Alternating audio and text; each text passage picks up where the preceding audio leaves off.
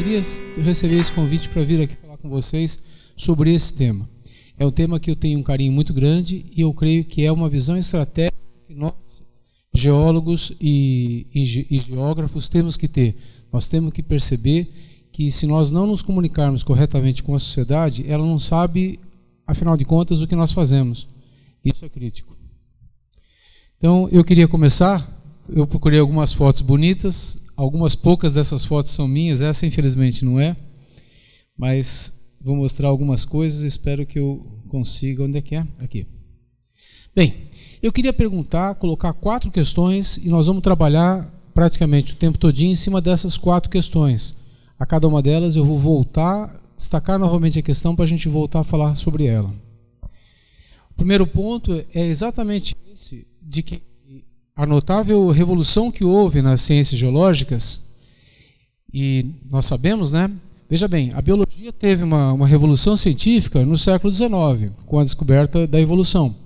A geologia foi uma ciência onde houve uma outra revolução nos anos 50 e 60, que foi a tectônica de placas. Então, é uma ciência relativamente jovem, tem só 200 e poucos anos, onde nós podemos apreciar aí uma evolução muito rápida de conhecimentos. E hoje em dia, os conhecimentos de geologia estão praticamente disseminados no mundo. Muitas populações sabem muito bem o que são terremotos, o que são vulcões, porque vivem muito próximo dessas zonas.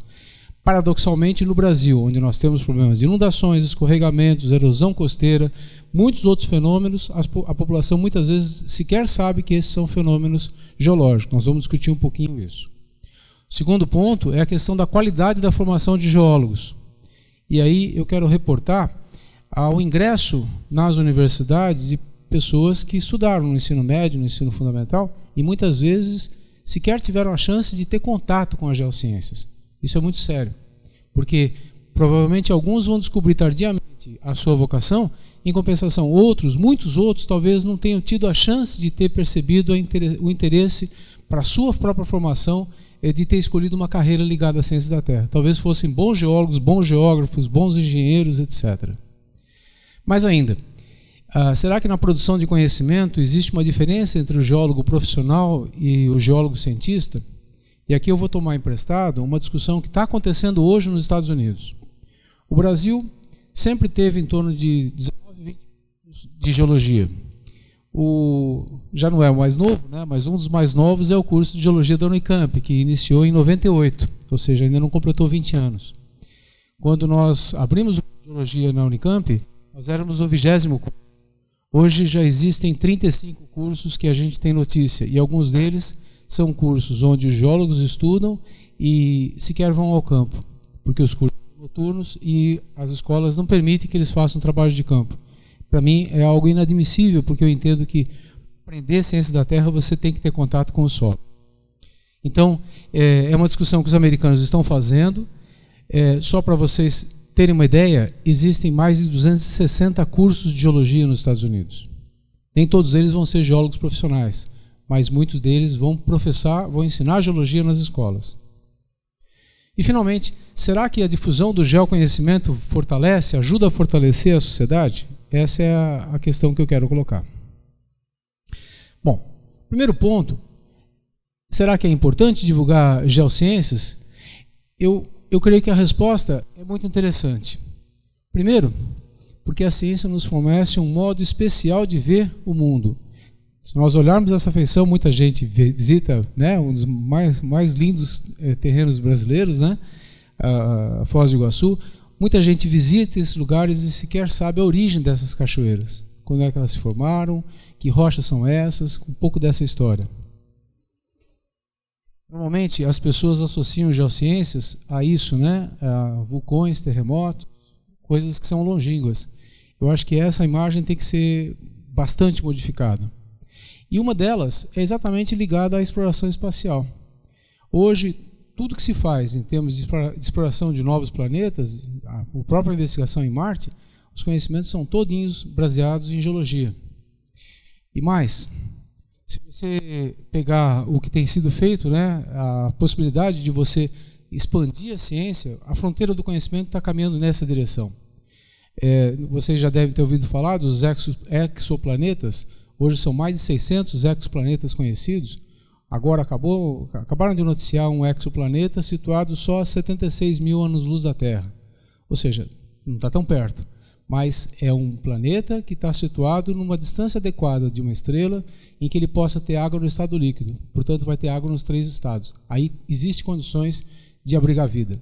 Eu não tenho dúvida que certamente vamos encontrar vida em outros planetas. São bilhões de estrelas, não é possível, em bilhões de galáxias, não é possível que não haja vida em muitos outros. Isso que a humanidade procura saber.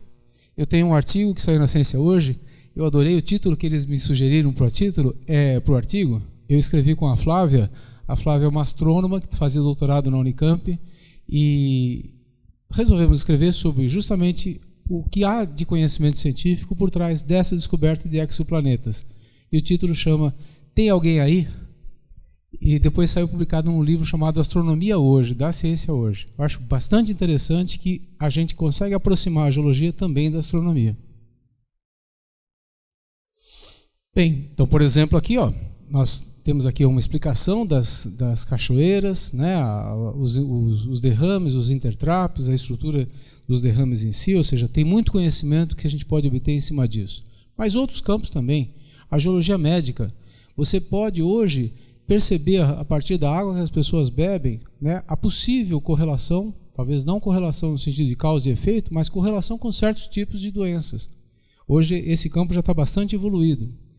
Esse outro aqui, a questão das geleiras, a questão do aquecimento global antropogênico. Certamente vocês ouviram falar nisso. Certamente vocês devem ter dúvidas a respeito. Será que existe ou não existe um aquecimento global causado pelo homem? Será que o homem é responsável por tudo isso? O que vai acontecer? Olha só os gráficos. Esse aqui mostra o que vai acontecer quando as geleiras todas desaparecerem. Esse aqui também faz essa apresentação. Se vocês entrarem nesse vídeo do YouTube, é só colocar esse título. O que vai acontecer se as geleiras se derreterem. Eles fazem uma previsão apocalíptica muito interessante, mas que nós temos que ter um pouquinho de fundamentação científica para poder entender e argumentar se isso é verdadeiro ou não. Eu acho que tem um bocado de fantasia em cima disso. Vamos dar uma lida nessa frase.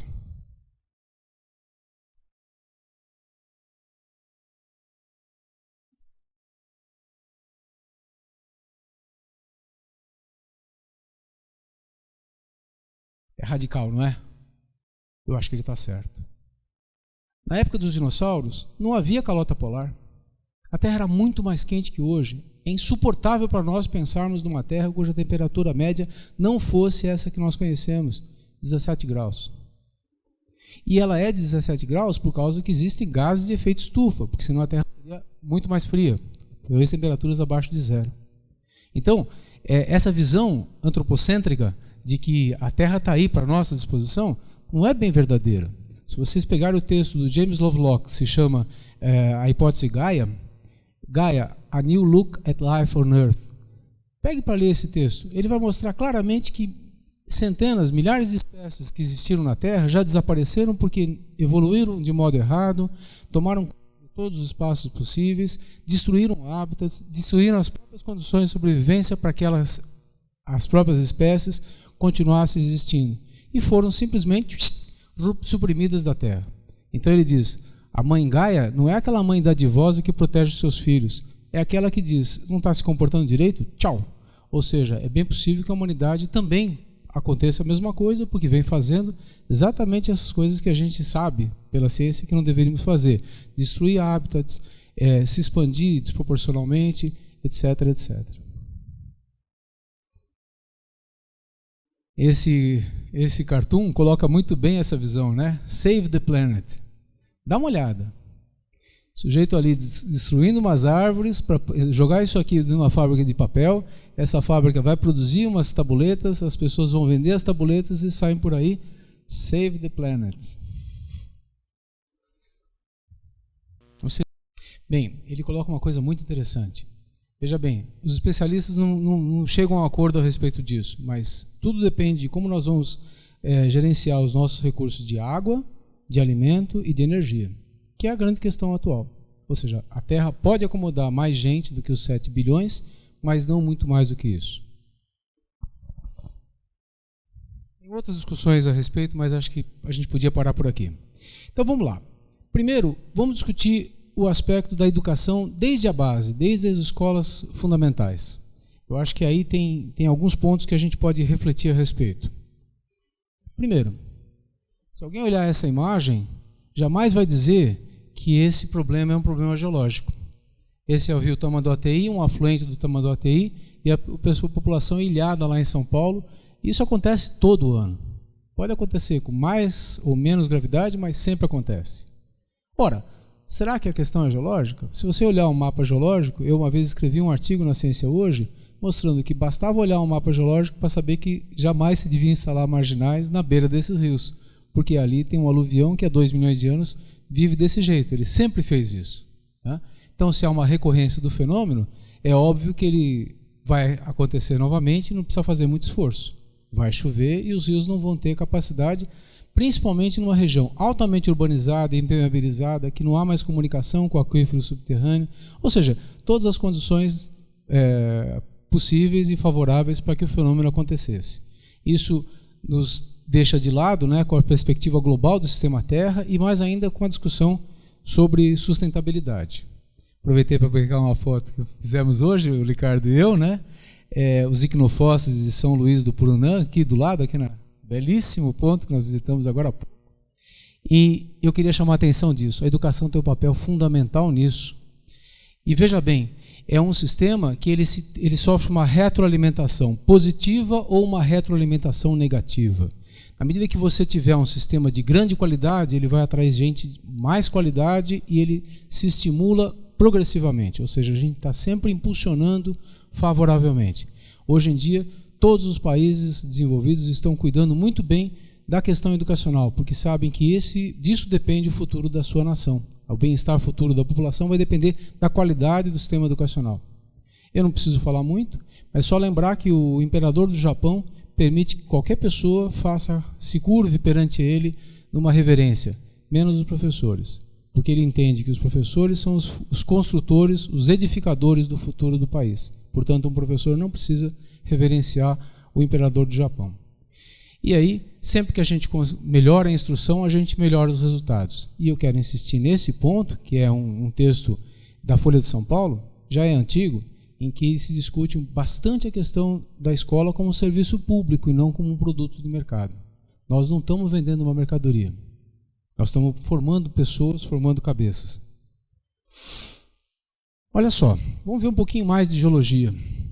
Essa frase eu acho bastante interessante. Dá para ler? Será que aí no fundo consegue ler? Senão eu leio daqui.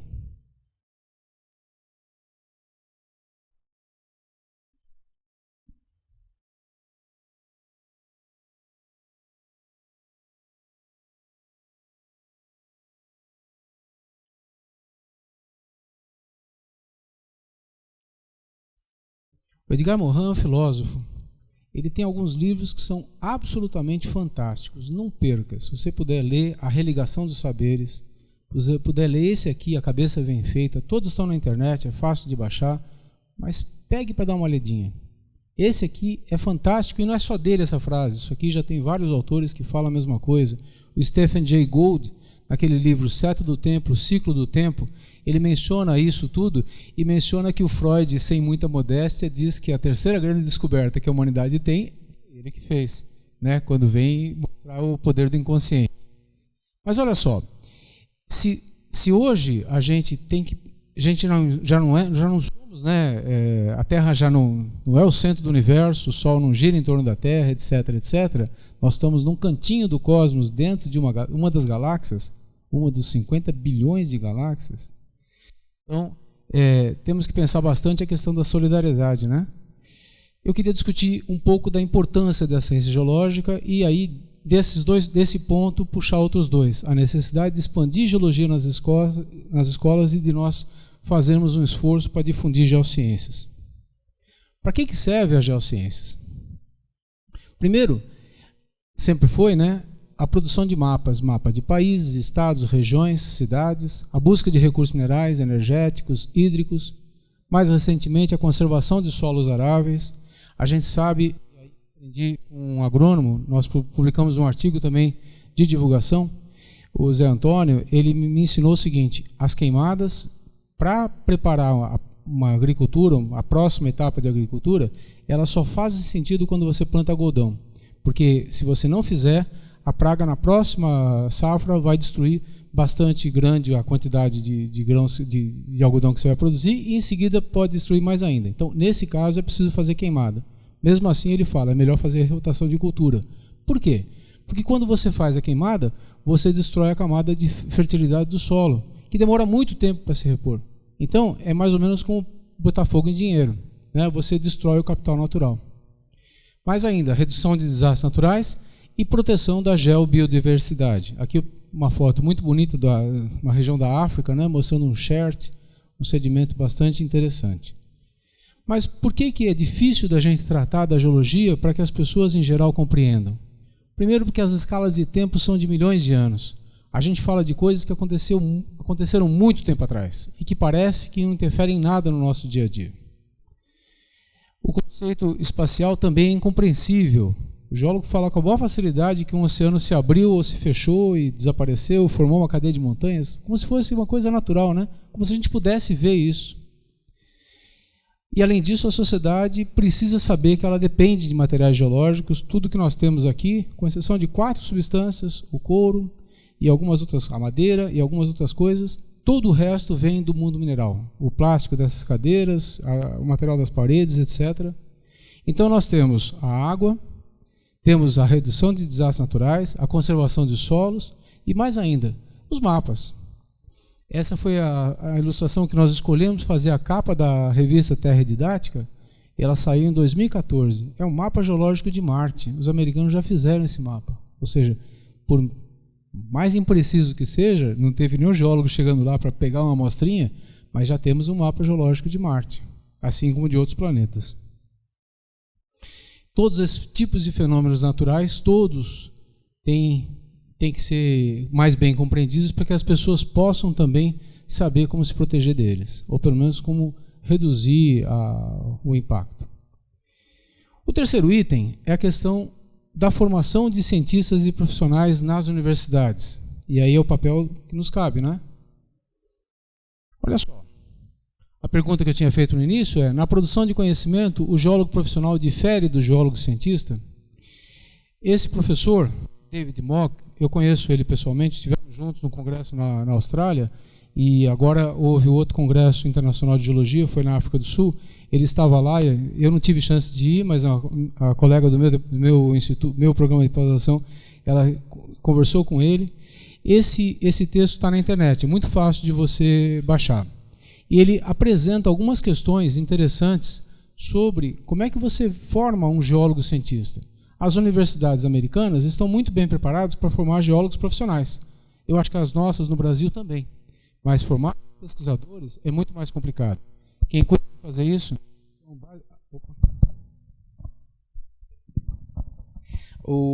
As nossas universidades estão muito habilitadas a fazer a formação de geólogos profissionais, mas para formar geólogos cientistas ou qualquer outra área, são os programas de pós-graduação que cuidam de fazer isso.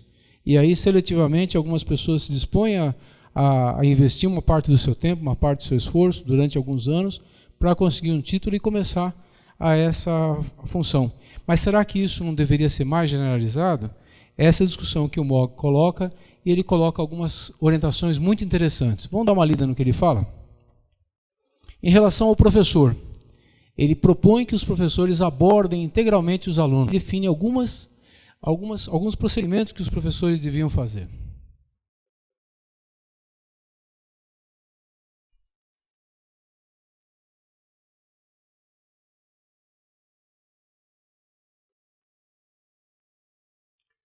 Definir os objetivos, a avaliação, alinhar a sequência dos cursos para poder conectar os conceitos, definir responsabilidades, mas principalmente preparar os estudantes para que eles percebam que eles vão ter que aprender o resto da vida. Você não está na universidade para aprender só agora durante os seus 4, 5 anos de curso. O resto da sua vida você vai precisar aprender, estudar e se preparar. E aí ele coloca algumas recomendações para os estudantes.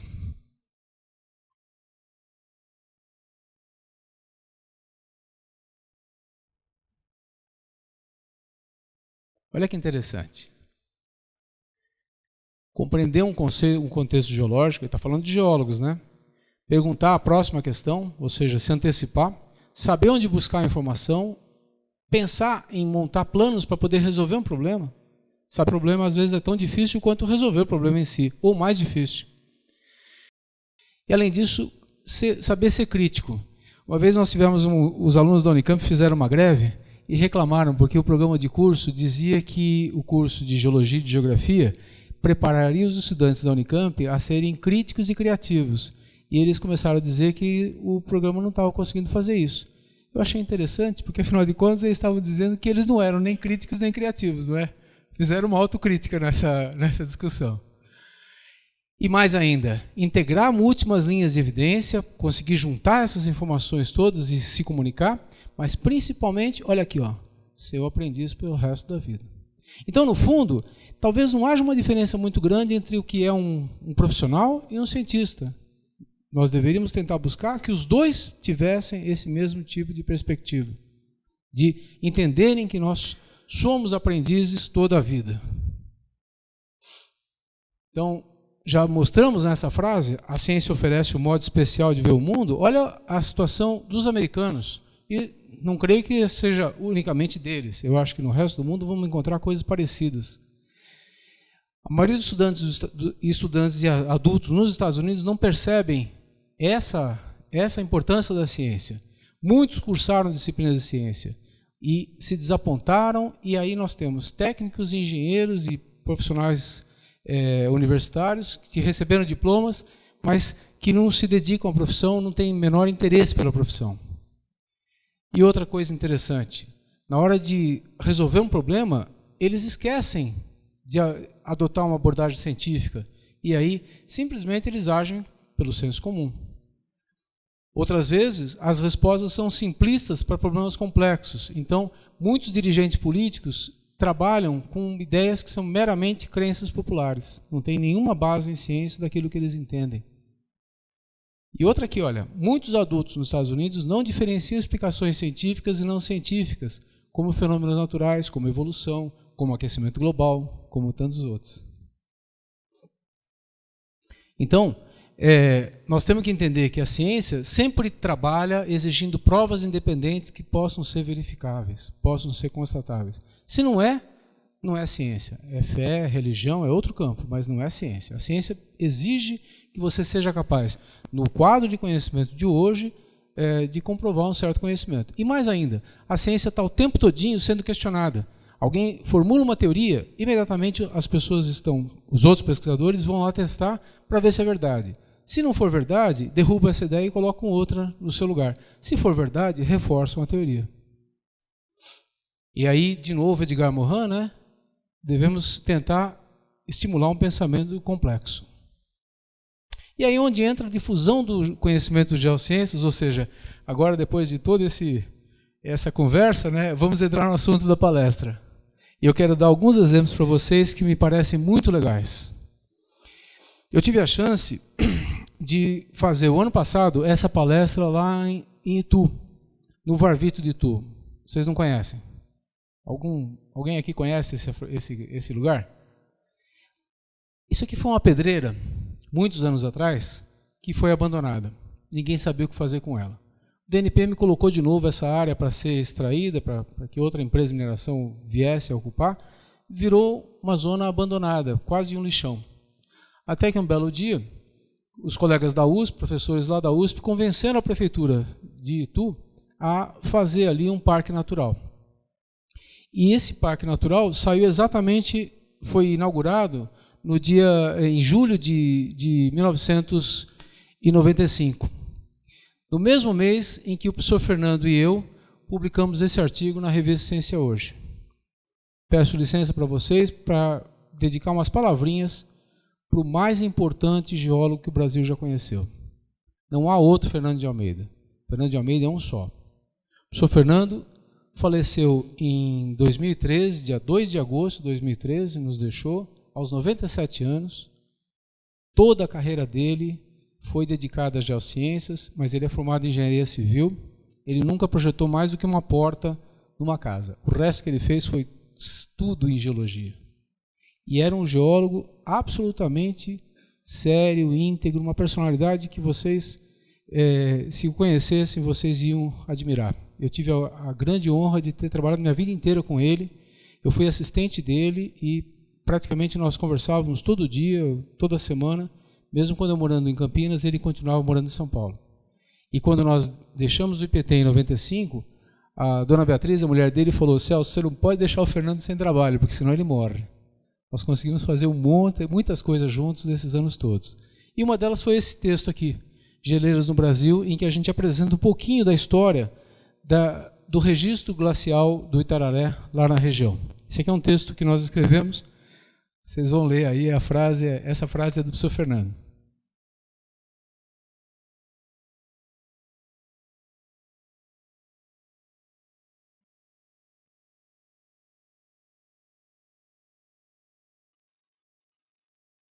Sintético, né? Muito simples, em poucas palavras, ele consegue transmitir exatamente o que é o registro glacial lá de Salto e Itu. E olha o que aconteceu. Hoje, nós chegamos a ter 60 mil visitantes por ano nesses parques. Isso é notável. Ou seja, são muitas e muitas escolas e muitas pessoas que vão individualmente lá visitar. Vamos supor que 10% das pessoas que estejam lá tenham percebido que isso tem um significado profundo. Puxa, 300 milhões de anos atrás é muito tempo. E entendam que essas camadinhas que estão aqui, elas têm um registro, elas são páginas da história da Terra. Isso é fantástico. Essa foto é de 1947. É uma foto original feita por ele, quando essa pedreira estava em plena atividade. Eu não tinha nascido nessa época, tá? O senhor Fernando já estava no pleno vigor da atividade dele. Ele se formou em 1936. E eles observaram as estrias glaciais aqui em cima dessa rocha, tentaram convencer as autoridades que tinha que parar a atividade mineral ali. Podia deslocar essa mineração para qualquer outro lugar ali em volta. Vocês vão ver uma foto daqui a pouco. Vocês vão ver que não faltam lugares para instalar uma mineração como essa. Mas ali, naquela rocha onde ela estava, que precisava ser protegida, eles continuaram extraindo o granito durante muitos anos. Olha só, hoje as coisas chegaram a um extremo. O que sobrou da rocha Motunê é esse monte de blocos quebrados aqui, e aqui está a Yara, né, uma aluna nossa da Unicamp, olhando as estrias na rocha. Mas em 2015 nem isso eles deixaram que a gente fizesse. Eles disseram: não, tem que proteger a rocha, agora não pode nem chegar perto e tal. A gente falou com a prefeitura, eles disseram: não, aluno de geologia, vocês podem sim, dar uma olhadinha. Mas olha só que interessante. Essa paisagem coalhada aqui de matacões, em toda a região aqui ao redor, dá para tirar volumes milhões de vezes maiores de rocha do que foi retirado daquele lugar. Então, a região toda ela é potencialmente boa para a exploração mineral, e aquilo que era um registro importante, mas em 1946, 47, a prefeitura não tinha a menor percepção para isso. Acho que ainda hoje também não tem. Ali do lado tem um pavimento chamado Pavimento Estreado Guaraú, que está virando um lixão, e daqui a pouco um loteamento vai se instalar por ali. A gente está tentando evitar que isso aconteça, né? Eu faço parte do Conselho Estadual de Monumentos Geológicos, e a gente está tentando fazer um esforço para convencer a prefeitura a proteger aquele lugar. Mas é muito difícil. Então eu digo que, de fato, pela falta de sensibilidade do poder público, a gente muitas vezes encontra barreiras intransponíveis, mas tem que continuar brigando. Bem, então, a partir desses pequenos exemplos, nós podemos tentar explorar um pouco mais como é que funciona a Terra.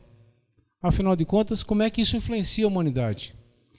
E mais, a gente, na verdade, só protege aquilo que a gente conhece. Se você desconhece o valor de um bem, você jamais vai se preocupar em protegê-lo.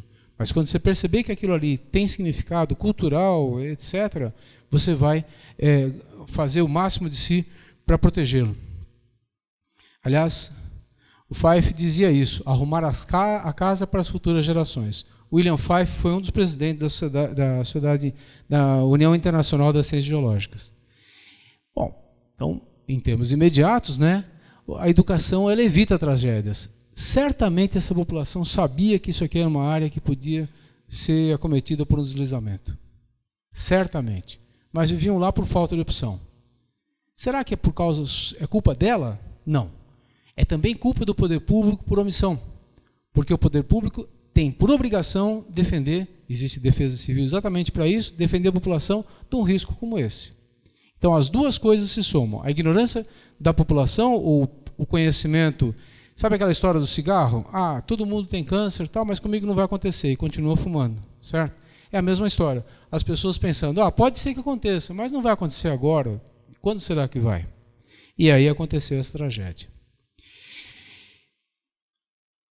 Eu queria falar de mais um exemplo, e é um slide que eu acabei perdendo e não coloquei aqui. Era uma foto que eu coloquei de Guilherme de Oliveira Estrela. De novo, para mostrar a importância da geologia para a população. Eu tinha selecionado para apresentar hoje a vocês, eu estava percebendo que eu não estava encontrando esse slide, talvez ele esteja na frente, eu fiquei desorganizado. Mas o doutor Estrela era o diretor de exploração e produção da Petrobras. Ele movimentou na diretoria da Petrobras, nessa diretoria, 52% do orçamento da Petrobras. É a diretoria que eu digo que funciona e funcionou muito, muito bem. Tá? Todas as outras que entraram nesses esquemas todos, né, de desvio de dinheiro, essa não participou. E ele que deu apoio para que os geólogos da Petrobras de fato fizessem a investigação que culminou na descoberta do pré-sal. Em 86 eu estive na Petrobras e um ex-aluno meu colega de IPT, que então trabalhava na Petrobras, falou: Celso, a Petrobras vai anunciar uma descoberta importantíssima e o conhecimento é todinho derivado de geologia e principalmente de geologia estrutural. Mas eu não posso te falar nada porque ainda vai ser anunciado. Em seguida isso foi levado à presidência da República, isso foi divulgado e é o que nós conhecemos hoje como pré-sal. O fato é tão importante, significativamente tão relevante, que, na verdade, hoje a questão é mais tecnológica e de decisão de investimento para você encontrar o óleo em profundidade. Porque já está tão bem equacionado que não é mais uma questão de risco. É por isso que mudou o patamar. Então não há mais um contrato de risco em que a empresa investe um recurso achando que pode perder esse recurso. Não. Na verdade é o contrário. Por isso mesmo que o governo federal mudou essa figura para a questão de que se o óleo for encontrado, ele pertence ao país. E, portanto, o benefício tem que ficar em poder do país. Eu acho que isso está sendo ameaçado agora e isso vai ser um caso muito sério.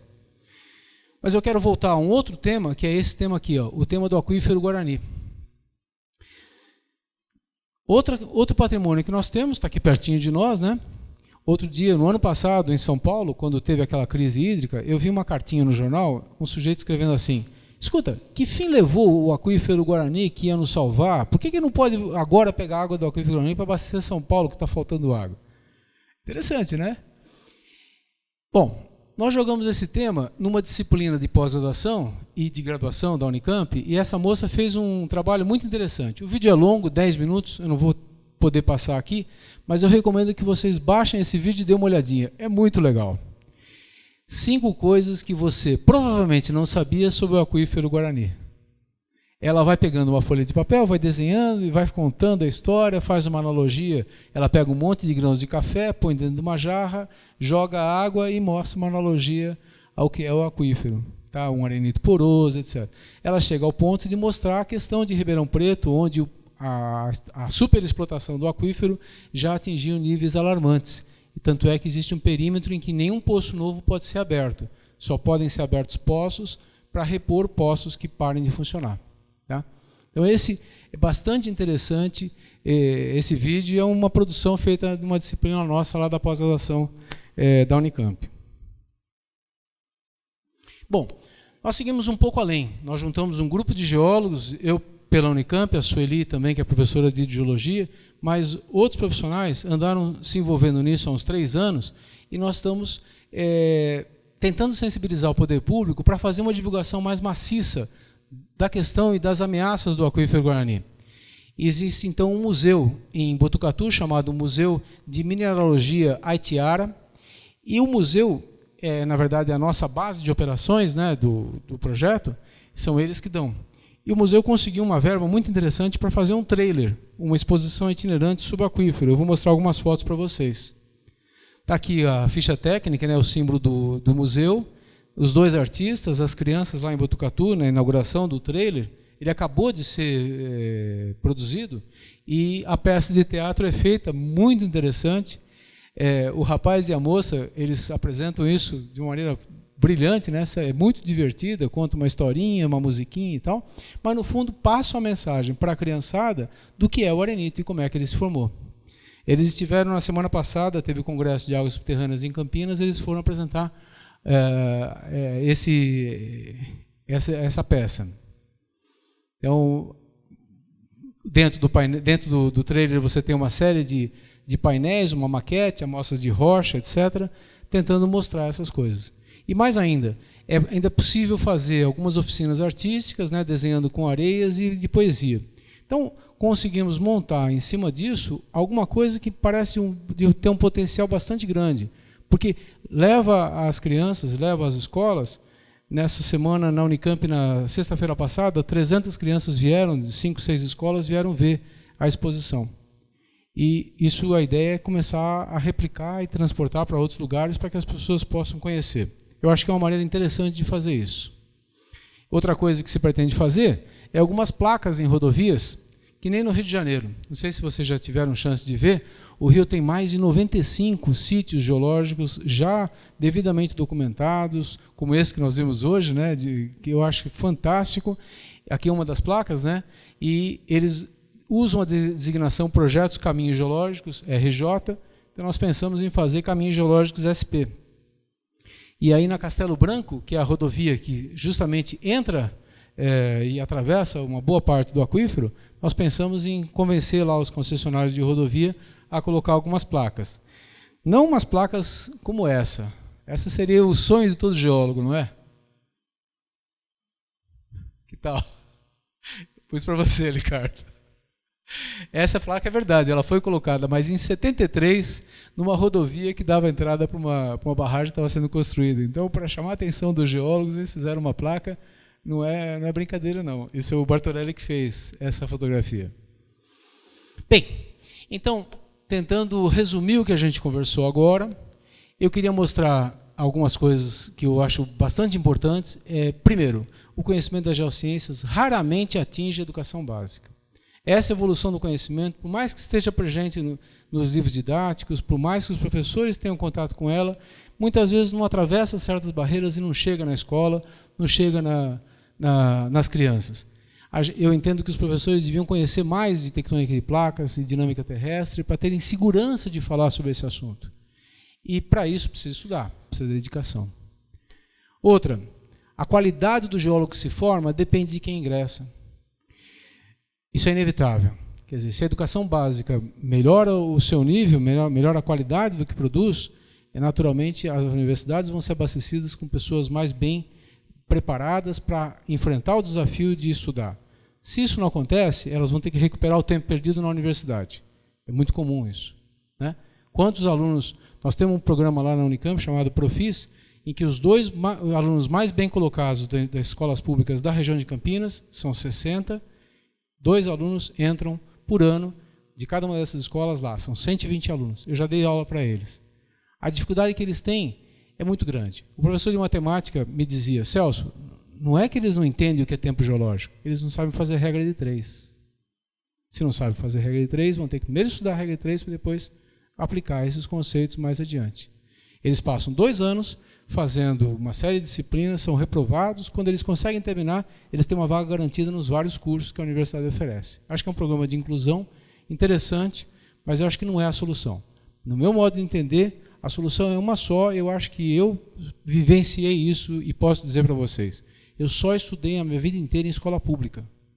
Eu fiz 4 anos de primário numa escola particular, não tinha alternativa naquela época. Fiz 6 meses de cursinho, claro, o cursinho era particular. O resto, sempre estudei em escola pública. As escolas públicas, naquela época em São Paulo, eram muito concorridas. E as pessoas que não conseguiam ingressar, iam estudar nas particulares. A partir daí, quando eu fiz o curso de Geologia, eu era professor das escolas públicas. E o salário, só para você ter uma ideia, quando eu saí do curso de Geologia e fui trabalhar como professor na USP, auxiliar de ensino, início de carreira, o meu salário era idêntico ao salário que eu teria como professor de escola pública. De lá para cá, o salário dos professores de escola pública despencaram. Os salários dos professores universitários, de certa forma, se mantiveram. É óbvio que não podia dar outro resultado. Os professores mais bem preparados ou que tivessem outras oportunidades iam procurar outras ocupações. A Coreia escolhe os seus melhores estudantes, os que se formam na universidade, e dão a eles a condição de serem professores, porque são eles que vão preparar o futuro. Eu acho que essa revolução na educação nós não vimos acontecer no Brasil e nós perdemos esse bonde, mas nós já tínhamos essa realidade há 40, 50 anos atrás. Bem, mais uma coisa, o geólogo profissional e o geólogo cientista visam obter conhecimento prático, mas o primeiro, né, o profissional, ele está interessado nas aplicações. O geólogo cientista está mais interessado em entender as implicações, ou seja, o que você obtém a partir desse conhecimento que você obtém. E mais, existem muitos modos de fortalecer a sociedade. Um deles é a difusão do conhecimento das geociências. Primeiro, porque os processos naturais podem causar danos, isso é inevitável, né? É o risco, questão de risco, né? Mas também, por outro aspecto, é a nossa responsabilidade perante a Mãe Terra. Voltamos lá ao que fala o James Lovelock. A Terra não é aquela mãe dadivosa que protege os seus filhos. Ela simplesmente tira daqui aquelas espécies que não se comportaram direito. E 92% das espécies que existiram na Terra já desapareceram. Então, nós devemos pensar numa relação mais harmoniosa com a Terra, nesse ponto até de um aspecto egoísta, né? Para garantir a nossa própria perpetuação como espécie.